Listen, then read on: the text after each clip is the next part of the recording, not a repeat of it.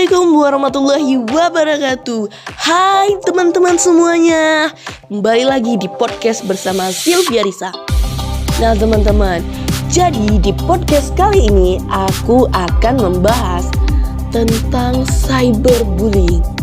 Kira-kira teman-teman tahu nggak sih apa itu cyberbullying? Kalau kalian belum tahu, mari dengarkan podcast ini. Cyberbullying ini adalah perundungan dunia maya. Ia adalah bullying atau perundungan dengan menggunakan teknologi digital. Hal ini tuh dapat terjadi di media sosial seperti platform chatting, platform permain game, dan postingan lainnya.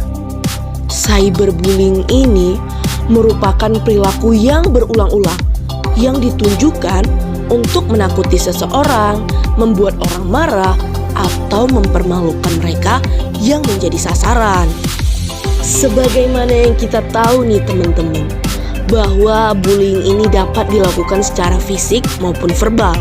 Nah, kalau cyberbullying ini merupakan salah satu bentuk bullying yang menyentuh sisi psikologi seseorang melalui serangan verbal yang umumnya dilakukan di media sosial seperti Facebook, Instagram, Twitter, dan lain-lainnya.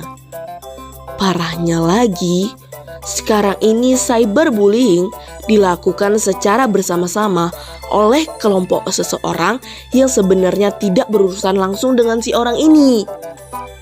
Cyberbullies ini seakan-akan mengumpulkan banyak massa untuk melakukan bullying terhadap si korban. Hal ini tuh membuat korban itu menjadi tertekan banget nih teman-teman. Dan cyberbullying ini muncul itu karena tidak bijaknya seseorang dalam menggunakan atau memanfaatkan teknologi. Berkat kecanggihan teknologi menyebabkan semua orang memiliki akses internet. Di suatu sisi, hal ini berdampak negatif karena dapat meningkatkan terjadinya kasus cyberbullying. Kira-kira nih teman-teman, cyberbullying ini bahaya nggak sih bagi seseorang? Jawabannya adalah ya, sangat berbahaya bagi seseorang.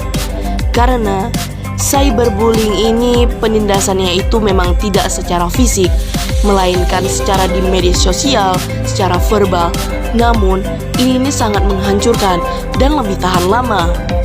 Faktor penyebab dari cyberbullying itu adalah sebagai wujud pembalasan atau penindasan yang diterima sebelumnya.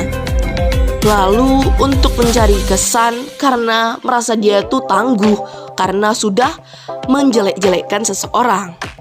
Lalu, dipicu rasa iri kepada orang lain yang akan dijadikan target cyberbullying.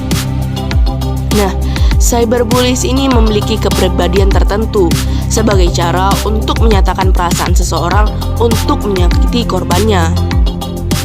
Lalu, menganggap cyberbullies ini sebagai cara untuk menyatakan dominasi dan kekuasaannya. Cyberbullies ini mendapatkan kepuasan karena cyberbullying dilakukan sebagai cara untuk mengeluarkan agresi fantasi ketika sedang online.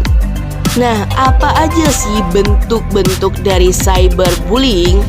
Nah, aku akan menjawab menurut Willard. Jadi menurut Willard, bentuk-bentuk cyberbullying itu yang pertama itu ada flaming, di mana perilaku berupa mengirim pesan teks dengan kata-kata kasar dan frontal. Lalu ada harassment, perilaku mengirim pesan dengan kata-kata tidak sopan.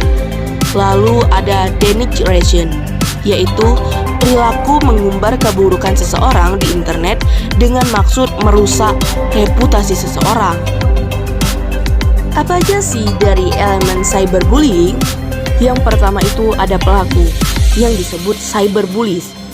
Karakteristik ini memiliki kepribadian yang dominan dan dengan mudah menyukai dan melakukan kekerasan, cenderung lebih cepat temperamental. Nah, korbannya ini disebut victims. Korban yang menjadi target cyberbullying adalah mereka yang berbeda dalam pendidikan, ras, berat badan, cacat, agama, dan mereka yang cenderung sensitif. Lalu ada saksi, bystander, adalah seseorang yang menyaksikan penyerangan perilaku bullying pada korban. Bystander dibedakan menjadi harmful bystander, pengamat yang mendukung peristiwa bullying dan tidak memberikan bantuan apapun. Karakteristik dari cyberbullying ini adalah menyiksa secara psikologis. Cyberbullying yang dilakukan secara berulang-ulang. Lalu cyberbullying yang dilakukan dengan tujuan tertentu. Dan yang terakhir, terjadi di dunia. Jadi apa sih dampak dari bahayanya cyberbullying? Dampaknya itu berat banget nih teman-teman. Ini akan aku kasih tahu dampak dari cyberbullying, yaitu korban mengalami depresi hingga memiliki keinginan untuk bunuh diri. Lalu berdampak pada kesehatan fisik dan mental. Korban beresiko menderita stres, depresi, kehilangan percaya diri, cemas, dan gangguan PTSD. Hal ini akan berdampak pada stimuli sistem kekebalan tubuh yang menjadi terganggu. Korban dikucilkan dari lingkungan pergaulannya, sehingga berpotensi menarik diri dari lingkungan sosialnya. Kira-kira nih teman-teman, cyberbullying itu bisa nggak sih menyebabkan kematian? Ya, bisa. Karena ada seseorang yang pernah juga mendapatkan cyberbullying dan mereka memutuskan untuk bunuh diri, yaitu Amandato. Pada 2012, ia bunuh diri lantaran ada seseorang yang menyebarkan foto tak senonohnya di internet. Lalu ada Gohara. Ia bunuh diri dengan cara menghirupkan karbon monoksida. Penyebab bunuh diri dia karena dia depresi akibat perundungan yang dilakukan warganet. Lalu ada Maria Hamasaki.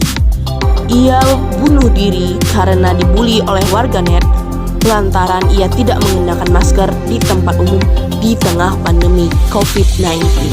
Nah teman-teman, setelah aku memberikan tahu tentang kasus-kasus kematian dari cyberbullying itu tadi, jadi ketika kita mendapatkan bully di media sosial nih, apa sih hal yang harus kita lakukan? Yang pertama itu tidak merespon, lalu simpan bukti bullying itu, lalu tidak membalas dendam, serta temui pihak berwajib. Itu adalah salah satu hal yang harus kita lakukan kalau kita terkena cyberbullying. Semoga teman-teman mendengar podcast ini dan mendapatkan wawasan terbaru tentang cyberbullying. Semoga apa yang saya sampaikan dapat bermanfaat bagi pendengar. Sekian, terima kasih.